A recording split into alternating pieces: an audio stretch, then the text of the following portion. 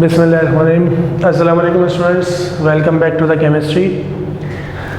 हम आज स्टार्ट करेंगे केमिकल काइनेटिक्स और हम केमिकल काइनेटिक्स के तमाम इम्पोर्टेंट पॉइंट, तमाम टॉपिक्स को देखेंगे कि हमें क्या मालूम होना चाहिए काइनेटिक्स में, हमारे पास कौन कौन से टॉपिक हैं और उसके क्या क्या की पॉइंट्स हैं जो कि हमारी फिंगर टिप्स पे होने चाहिए ताकि हम काइनेटिक्स से रेलिवेंट एमसीक्यूज़ को फौरी कर सकें। हम स्टार्ट करेंगे और हम पूरे चैप्टर को गो थ्रू करेंगे, ठीक है। एक एक टॉपिक, एक एक डेफिनेशन को हम देखेंगे। तो सबसे पहले हम केमिकल काइनेटिक्स वर्ड पे आ जाते हैं। What is chemical kinetics? Chemical kinetics is the study of rate of reaction. Chemical kinetics हम किसे कहेंगे? Study of rate of reaction and factors affecting rate of reaction. अब what is rate of reaction? Rate of reaction का मतलब है speed of reaction, ठीक है। ये तो हो गई हमारे पास काइनेटिक्स की डेफिनेशन। हमें पता होनी चाहिए कि काइनेटिक्स क्या है। Study of rate of reaction and factors affecting rate of reaction is called kinetics. Kinetics की इंपॉर्टेंस क्या है? What is the importance of chemical kinetics? तो भाई केमिकल काइनेटिक्स के ज़रिए स्टूडेंट हम मालूम करते हैं, स्टडी करते हैं मैकेनिज़्म ऑफ अ रिएक्शन। तो सबसे पहली इम्पोर्टेंस या एप्लीकेशन क्या है काइनेटिक्स की? सबसे पहली इम्पोर्टेंस क्या है? It help to determine mechanism of reaction. इससे हम रिएक्शन का मैकेनिज़्म मालूम करते हैं, रिएक्शन मैकेनिज़्म को स्टडी करते हैं।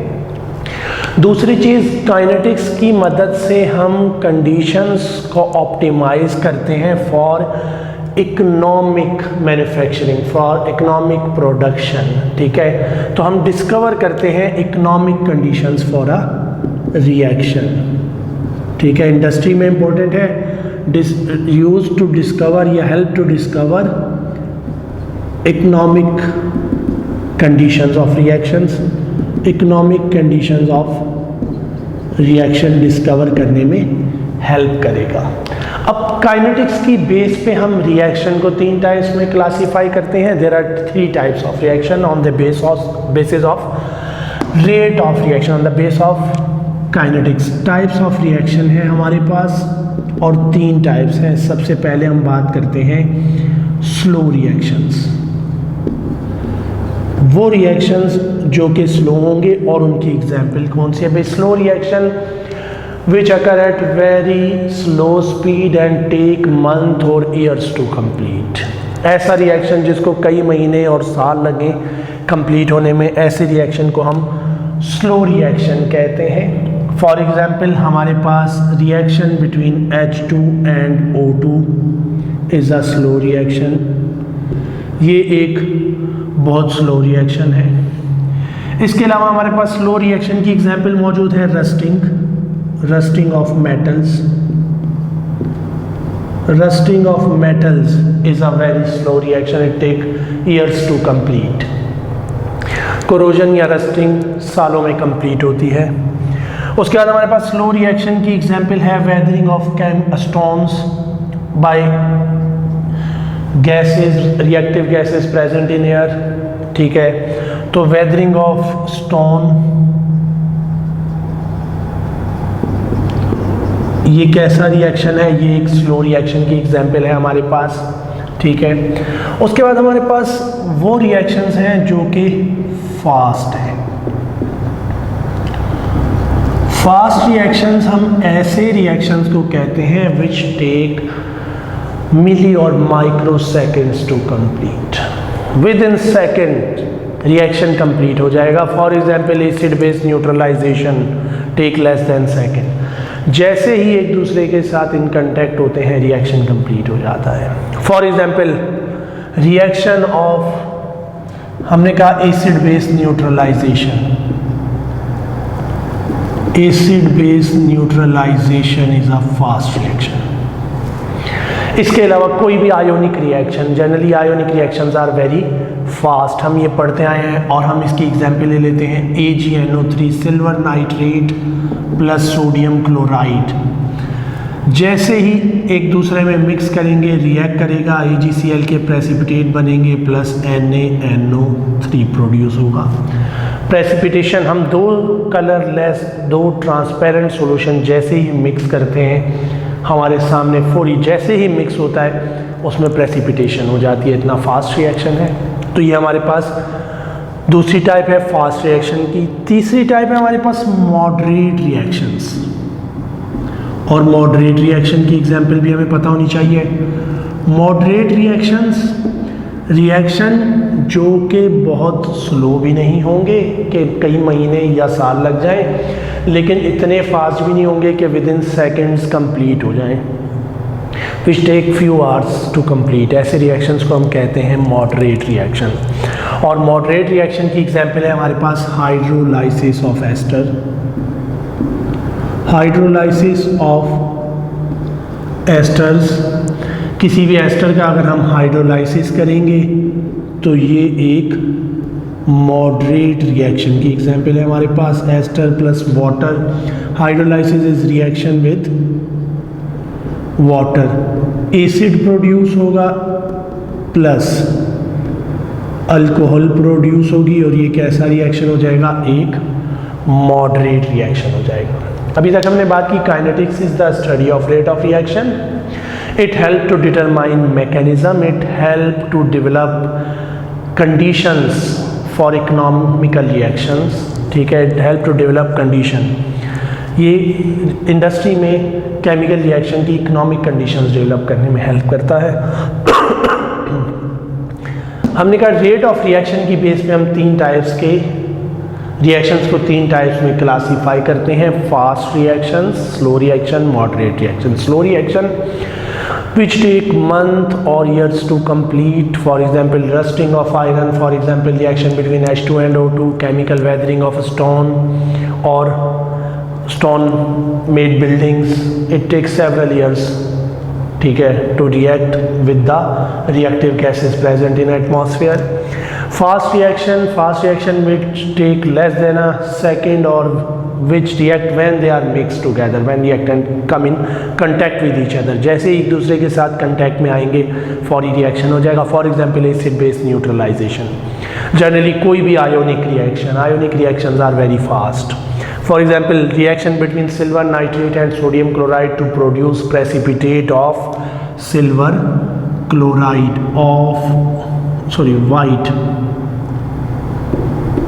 White precipitate of silver chloride फौरी बनते हैं इसमें। तीसरा है moderate reaction neither slow nor very fast, ना तो बहुत स्लो होंगे ना बहुत फास्ट होंगे। For example hydrolysis of ester, ठीक है। और ऑर्गेनिक रिएक्शंस जो कि few hours, 20 hours, 40 hour, 1 day और 2 डे का टाइम लेते हैं, 2 दिन 3 दिन में कंप्लीट हो जाते हैं, या 10 आवर्स या 15 आवर्स, 2 आवर्स, 4 आवर, ऐसे रिएक्शन हमारे पास मॉडरेट रिएक्शन है। उसके बाद हम बात करते हैं रिएक्शंस को हम क्लासीफाई करते हैं सिंगल स्टेप रिएक्शन और मल्टी स्टेप रिएक्शन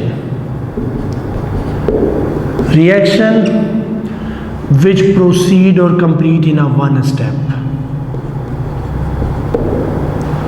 ऐसे रिएक्शन को हम सिंगल स्टेप रिएक्शन कहेंगे। और ऐसा रिएक्शन मैकेनिज्म, ऐसा रिएक्शन जो कि एक से ज़्यादा स्टेप्स में कंप्लीट होगा, तो ऐसे रिएक्शन को हम मल्टी स्टेप रिएक्शन कहते हैं, more than one step reaction. ऐसा रिएक्शन जिसके एक से ज़्यादा स्टेप होंगे, ये एक मल्टी स्टेप रिएक्शन होगा। In one step reaction this is a rate determining step. RDS क्या है, वो जो एक स्टेप है वही रेट डिटरमाइनिंग स्टेप है। In multi step reaction slow step is the rate determining step. Slowest step is RDS, rate determining step. इसमें से क्या होता है, slowest step rate determining step होता है। रेट डिटरमाइनिंग स्टेप किसे कहते हैं, the step which is use to determine overall rate of reaction, ठीक है। जिस स्टेप से ओवरऑल रेट ऑफ रिएक्शन हम डिटरमाइन करेंगे उसे हम रेट डिटरमाइनिंग स्टेप कहते हैं, और मल्टी स्टेप सिंथेसिस का, मल्टी स्टेप रिएक्शन का slowest step rate determining step होगा। स्टूडेंट्स, अब हम बात करते हैं रेट ऑफ रिएक्शन की और types of rate of reaction, क्योंकि हमारे पास रेट ऑफ रिएक्शन की भी 3 टाइप्स हैं। ठीक है, एक सिंपली हम कहते हैं रेट ऑफ रिएक्शन, एक को हम कहते हैं इंस्टेंटेनियस रेट ऑफ रिएक्शन, और एक को हम कहते हैं एवरेज रेट ऑफ रिएक्शन। तो हम बात करते हैं कि ये तीनों क्या हैं और इनका क्या इंस्टेंटेनियस और एवरेज रेट का क्या रिलेशन है। तो सबसे पहले है हमारे पास rate of reaction. Rate of reaction क्या है? Rate of reaction is change in concentration of reactant और प्रोडक्ट पर यूनिट टाइम। ठीक है, किसी भी रिएक्टेंट या प्रोडक्ट की कंसंट्रेशन में आने वाला change per unit time. Change in concentration of reactant और product per unit time is called rate of reaction. इसका मतलब है मैं रेट को मेजर कर सकता हूं 2 तरीके से। मैं कह सकता हूं rate is increase in concentration of product divided by time taken, और मैं कह सकता हूं it is decrease in concentration of reactant और divided by time taken for decrease. तो रेट ऑफ रिएक्शन को हम जनरली लिखेंगे it is delta C divided by delta T. Change in concentration divided by time taken for the change, कितने time में वो change आया, इसे हम रेट ऑफ रिएक्शन कहेंगे। अब हम दोनों तरह से लिख सकते हैं, दोनों तरह से इसकी बात कर सकते हैं। 2 डेफिनेशन हो सकती हैं, it is increase in concentration of product divided by time taken to increase, और it is decrease in concentration of reactant divided by time taken to decrease. अगर हम ग्राफ देखें, ग्राफिकली एक्सप्लेन करें, तो हमारे पास हम ग्राफ प्लॉट करेंगे, एक एक्सिस पे कंसंट्रेशन, दूसरे एक्सिस पे रिएक्शन टाइम।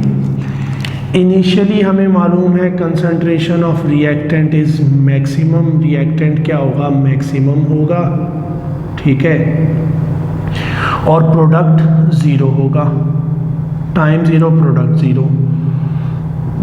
उसके बाद क्या होगा, जैसे जैसे रिएक्शन प्रोसीड होगा, ठीक है, concentration of reactant decreases, concentration of product increases. ये प्रोडक्ट है और ये रिएक्टेंट आ गया।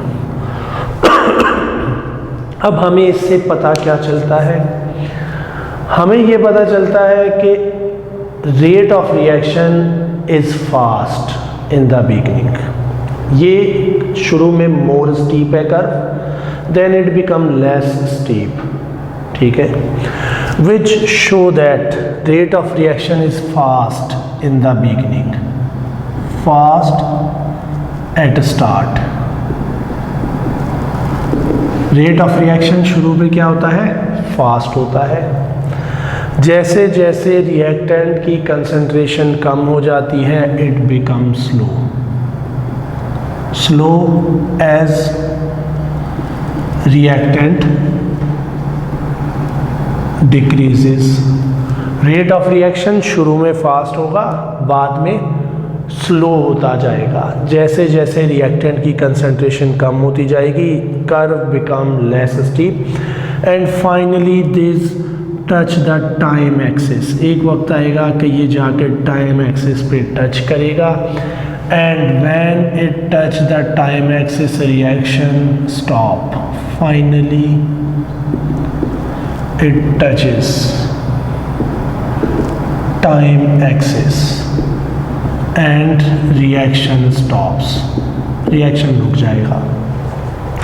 दूसरी बात हमें यहाँ से क्या पता चली, देखिए कंटिन्यूसली कर्व लेस स्टीप हो रहा है, यहाँ पे प्रोडक्ट बनने की स्पीड ज़्यादा है, यहाँ प्रोडक्ट बनने की स्पीड स्लो है। ज़्यादा टाइम में थोड़ा कंसंट्रेशन का चेंज, थोड़े टाइम में ज़्यादा कंसंट्रेशन का change.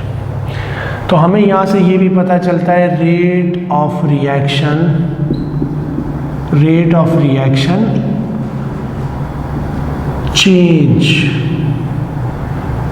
At every movement, rate of reaction her movement पे चेंज हो रहा है, सेम नहीं है, it continuously changes, continuously change हो रहा है और decrease with passage of time, वक्त गुजरने के साथ डिक्रीज हो रहा है, ना कि इंक्रीज हो रहा है। ठीक है, जैसे जैसे रिएक्शन प्रोसीड होता जाएगा रेट ऑफ रिएक्शन हमेशा कम होता जाएगा।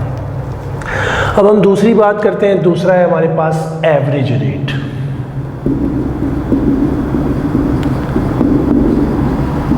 एवरेज रेट हम किसे कहते हैं?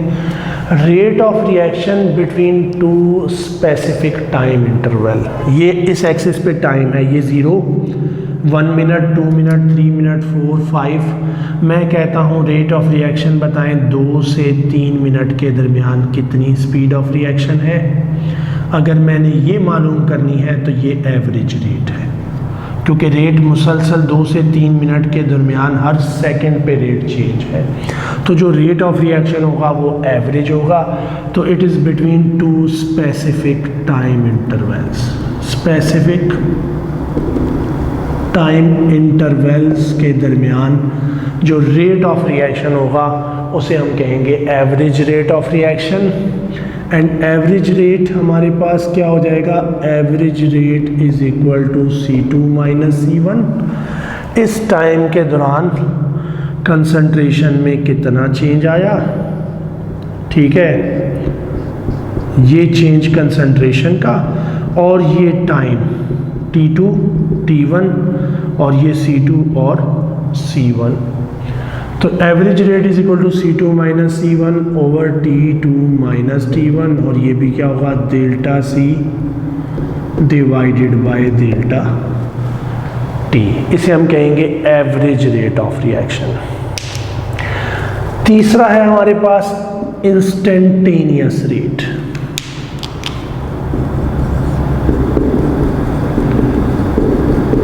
Instantaneous rate.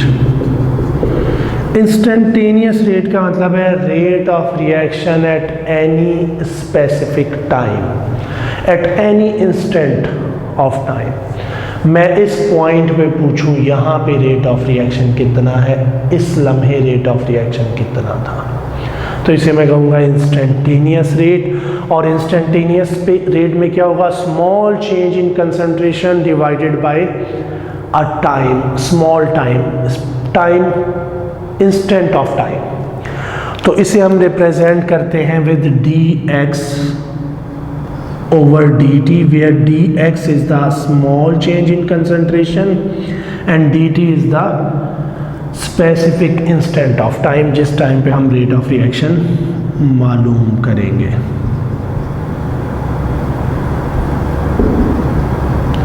ये हो जाएगा इंस्टेंटेनियस रेट ऑफ रिएक्शन।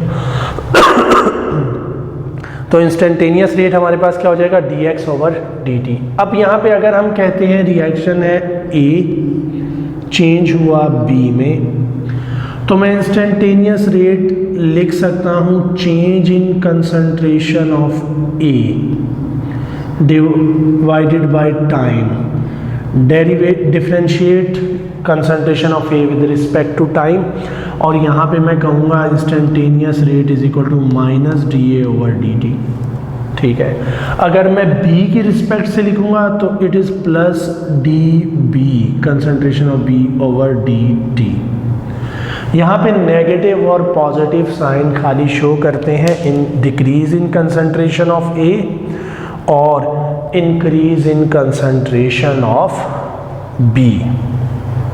ठीक है, प्लस DB का मतलब है कंसंट्रेशन ऑफ प्रोडक्ट इंक्रीज हो रही है, B की कंसंट्रेशन इंक्रीज हो रही है, जबकि माइनस DA का मतलब है कंसंट्रेशन डिक्रीज हो रही है। अब अगर हम बात करें relationship between average and instantaneous rate, इनका क्या रिलेशन है, तो भाई सबसे पहले मैं बात करता हूँ कि average rate of reaction is less than instantaneous rate in the beginning of reaction. अगर मैं शुरू में इंस्टेंटेनियस रेट मालूम करूँगा तो वो फास्ट होगा, एवरेज रेट स्लो होगा। जी स्टूडेंट्स, हमने यहाँ पे बात की कि एट द बिगिनिंग, जब रिएक्शन स्टार्ट होगा, अगर हम शुरू में रिएक्शन के शुरू में मालूम करें इंस्टेंटेनियस रेट, तो इंस्टेंटेनियस रेट फास्ट होगा। चूँकि रिएक्शन का rate with passage of time, वक्त गुजरने का साथ साथ स्लो हो रहा है, हम एवरेज रेट मालूम करेंगे तो वो 2 टाइम इंटरवल का रेट होगा, और बाद के टाइम इंटरवल में रेट ऑफ रिएक्शन स्लो है, शुरू में फास्ट है, तो average rate overall instantaneous rate से कम आएगा। तो मैंने यहाँ पे कहा at start instantaneous rate is greater than average rate. अगर हम रिएक्शन के शुरू में इंस्टेंटेनियस रेट मालूम करते हैं तो वो एवरेज रेट से ज़्यादा होता है। अगर हम रिएक्शन के एंड पे इंस्टेंटेनियस रेट मालूम करेंगे तो वो एवरेज रेट से स्लो होगा, कम होगा। ठीक है, इंस्टेंटेनियस रेट इज स्लो या less than average rate at the end of reaction. ठीक है, at end average rate is greater than instantaneous rate. क्यों? क्योंकि एवरेज रेट क्या होगा, उसमें शुरू में रिएक्शन ज़्यादा था, एंड पे स्लो है, उसकी एवरेज होगी, जबकि एंड पे ओवरऑल रिएक्शन बहुत स्लो है, तो इंस्टेंटेनियस रेट आखिर के पॉइंट्स पे एंड ऑफ रिएक्शन पे स्लो होगा। और एक पॉइंट है, एक इंस्टेंट है जहाँ पे average rate and instantaneous rate become equal, और वो क्या है, when time is equal to 0। When time interval is 0, when t is equal to 0, average rate become equal to instantaneous rate. Time 0 पे एवरेज रेट और instantaneous rate क्या होंगे, बराबर होंगे। ठीक है, तो ये है हमारे पास कुछ चीज़ें relevant to rate of reaction. जी स्टूडेंट्स, तो अब हम बात करते हैं यूनिट्स ऑफ रेट कांस्टेंट क्या होंगे। Units of rate of reaction, units of rate of reaction, rate of reaction के यूनिट क्या होंगे। हमें मालूम है रेट क्या है, चेंज इन कंसंट्रेशन पर यूनिट टाइम। हमने अभी बात की कि रेट ऑफ रिएक्शन क्या है, change in concentration divided by time taken for change, and usually concentration is taken in mole per DM cube, और टाइम हम लेते हैं सेकेंड्स में। तो हमारे पास यूनिट क्या हो जाएगा, मोल पर डीएम क्यूब पर सेकेंड। हमारे पास रेट ऑफ रिएक्शन के लिए यूनिट क्या होंगे, मोल पर डीएम क्यूब पर सेकेंड। अब हम बात करते हैं रेट कांस्टेंट की। हमारे पास एक चीज़ है जिसे हम कहेंगे रेट कांस्टेंट, और इसे रिप्रेजेंट करते हैं विद के। फॉर एग्जांपल, अगर मैं A प्लस B 2 रिएक्टेंट लेता हूँ और ये प्रोडक्ट बनाते हैं कुछ भी, तो हम रेट इक्वेशन या रेट एक्सप्रेशन जब लिखते हैं, हम कहते हैं rate is equal to K into A raise to power A B raise to power B. तो ये के जो है ये रेट कांस्टेंट है। ठीक है, तो रेट कांस्टेंट क्या चीज़ है, रेट कांस्टेंट को अगर हम डिफाइन करें, अगर यहाँ कंसंट्रेशन 1 हो ए की, कंसंट्रेशन 1 हो, यूनिटी हो बी की, concentration of A is equal to concentration of B is equal to unity, 1 के इक्वल है। तो ये क्या हो जाएगा, रेट ऑफ रिएक्शन क्या होगा, rate of reaction is equal to K हो जाएगा। अब यहाँ ये कंडीशन भी आपने याद रखनी है, और यहाँ रेट कांस्टेंट की डेफिनेशन भी आ गई। Rate constant is the rate of reaction when concentration of reactants are unity. अगर कंसंट्रेशन ऑफ रिएक्टेंट यूनिटी होगी तो रेट ऑफ रिएक्शन को ही हम रेट कांस्टेंट कहते हैं। ठीक है, और when rate of reaction become equal to rate constant, कब rate of reaction rate constant के बराबर होता है? जब कंसंट्रेशन ऑफ रिएक्टेंट्स 1 के इक्वल होगी। जब कंसंट्रेशन यूनिटी होगी, rate of reaction is equal to K. जी स्टूडेंट्स, तो हमने कहा कि rate of reaction is equal to K, rate constant के इक्वल होता है जब concentration of reactant is unity. अब यहाँ पे रेट कांस्टेंट है अंडर गिवन कंडीशन, और K change with temperature. Temperature के साथ के की वैल्यू चेंज होगी, रेट कांस्टेंट चेंज होगा, लेकिन सर्टेन गिवन कंडीशंस में इसकी वैल्यू कांस्टेंट रहेगी। तो हर रिएक्शन के लिए के कांस्टेंट है और इसकी हर रिएक्शन के लिए डिफरेंट वैल्यू है, लेकिन एक ही रिएक्शन के लिए के की value with change in temperature change होगी, क्योंकि रेट ऑफ रिएक्शन चेंज होगा। अब ये जो इक्वेशन है जो हमने लिखी, ये इक्वेशन एक्सपेरिमेंटल रिलेशनशिप है between rate of reaction and concentration of reactant and product. ये एक्सपेरिमेंटली डिटरमाइन की जाती है और इसी को नाम देते हैं रेट लॉ का। It is also called rate law. तो what is rate law? Experimental relationship. Rate law क्या है? एक्सपेरिमेंटल या experimentally derived equation, experimental relationship between rate of reaction and concentration of reactants. ठीक है, या experimentally derived equation which give relationship between rate of reaction and concentration of reactants is called rate law, और इसे हम कहते हैं rate equation। इसे rate law भी कहेंगे, इसे rate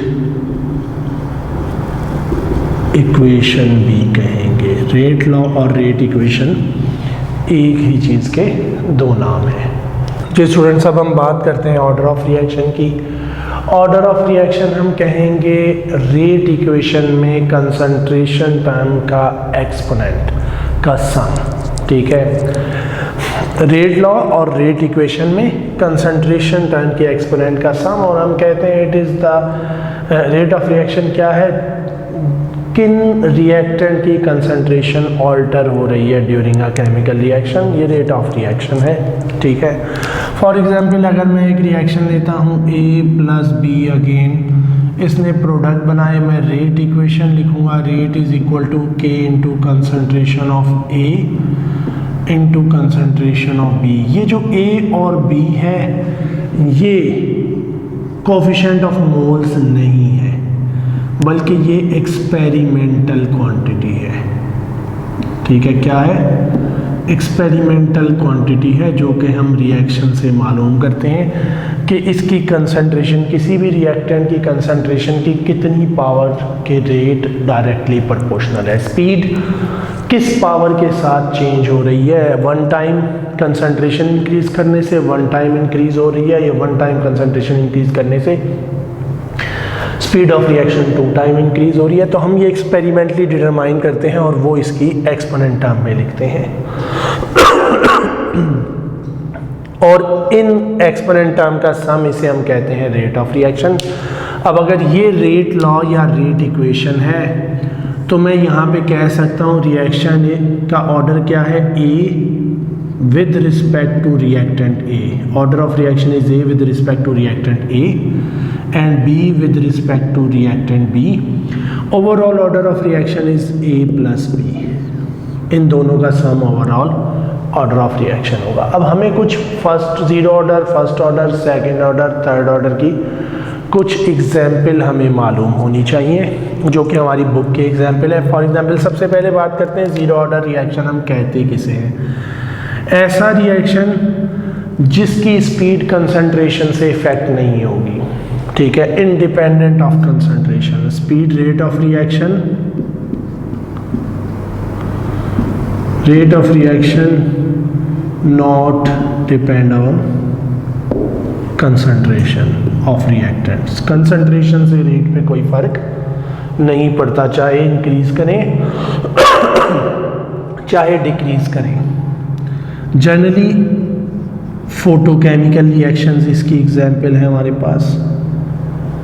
फोटोकेमिकल रिएक्शन लाइट से ड्राइव होगा, ठीक है, driven by light. Light is required to perform a reaction, to go reaction into forward direction.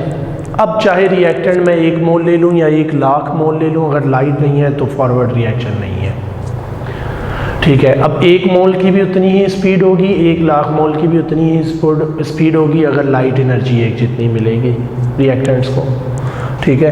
तो it is not affected by concentration. ऐसे फोटोकेमिकल रिएक्शन हमारे पास जीरो ऑर्डर की example है। इसके अलावा हमारे पास जीरो ऑर्डर की एग्जांपल है decomposition of HI to give H2 plus I2।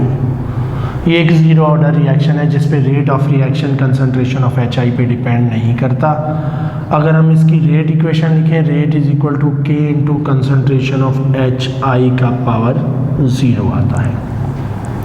इसका मतलब है rate of reaction is equal to K into concentration of HI की पावर 0 हो जाएगा, ठीक है। ये है हमारे पास जीरो ऑर्डर रिएक्शन। अब हम बात करते हैं फर्स्ट ऑर्डर रिएक्शन। ऐसे रिएक्शन जिनमें एक्सपोनेंट टर्म 1 होगी या सम ऑफ एक्सपोनेंट टर्म अगर ये मोर देन 1 रिएक्टेंट है इज इक्वल टू 1 होगा तो हमारे पास रिएक्शन इज फर्स्ट ऑर्डर होगा। और फर्स्ट ऑर्डर की हमारे पास एग्जांपल है decomposition of N2O5 to produce N2O4 plus O2। ये हमारे पास एग्जांपल है एक फर्स्ट ऑर्डर रिएक्शन की। और जब रिएक्शन फर्स्ट ऑर्डर है तो रेट इक्वेशन क्या हो जाएगी, rate is equal to K into concentration of N2O5 की पावर 1 होगा।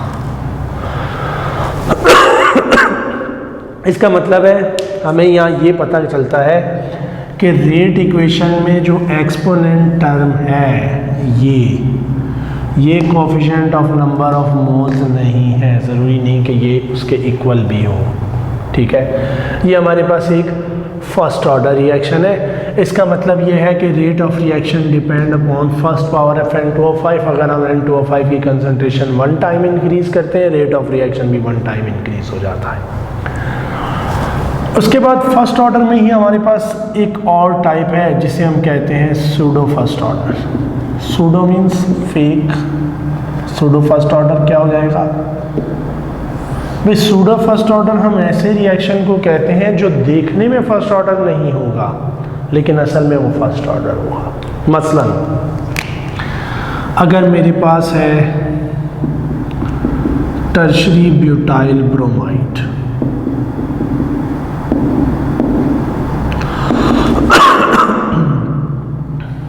मैं इसका रिएक्शन करवाऊँ विद वाटर, हाइड्रोलाइसिस करते हैं। अल्काइल हैलाइड की हाइड्रोलाइसिस हमें पता है OH Br को रिप्लेस कर देगा। यहाँ हम वाटर एक्सेस में यूज़ करते हैं हाइड्रोलाइसिस में हमेशा। यहाँ से हो जाएगा CH3 carbon CH3OH plus H और Br HBr बनाएगा।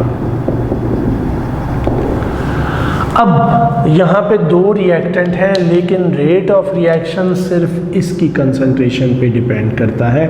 Water is present in excess, large amount में है। अगर थोड़ा सा कम या ज़्यादा करूँ रेट ऑफ रिएक्शन पे कोई इफेक्ट नहीं आएगा। लार्ज एक्सेस में मैं 1 गिलास और डाल दूँ, रेट ऑफ रिएक्शन पे भी फर्क नहीं पड़ेगा। मैं उसमें से 10 ml कम कर दूँ तो भी कोई फ़र्क नहीं पड़ेगा, because it is present in large access.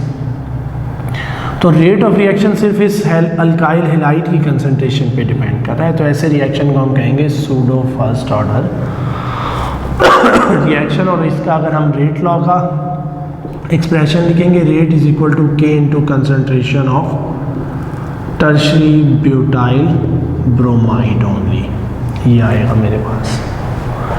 इसी तरह सेकेंड ऑर्डर रिएक्शन जिसमें एक्सपोनेंट टर्म का सम हमारे पास 2 होगा और सेकेंड ऑर्डर की हमारे पास एग्जांपल है NO plus O3 to produce NO2 plus O2, ठीक है।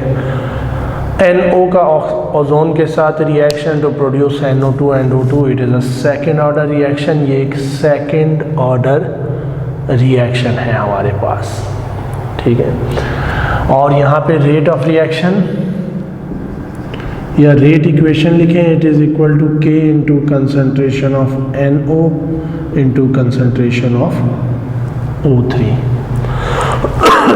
इसी तरह अगर हम थर्ड ऑर्डर रिएक्शन की बात करेंगे तो हमारे पास थर्ड ऑर्डर रिएक्शन है reaction of FeCl3 with Ki, ठीक है। अगर हम FeCl3 का रिएक्शन करवाएं, FeCl3 प्लस Ki, हमारे पास ये प्रोड्यूस करेगा FeI3 plus KCl,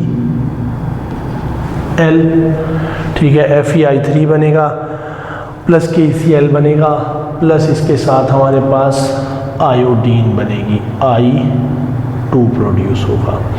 rate of reaction depend upon FeCl3 and Ki। यहाँ पे अब अगर हम इस इक्वेशन को बैलेंस करें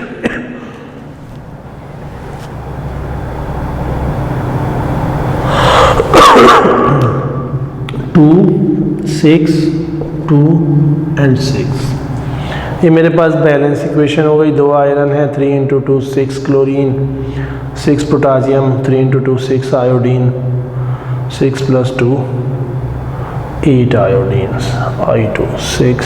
तो ये हमारे पास बैलेंस इक्वेशन है। रिएक्टेंट साइड पे 6 molecules of Ki and 2 molecules of FeCl3 are involve.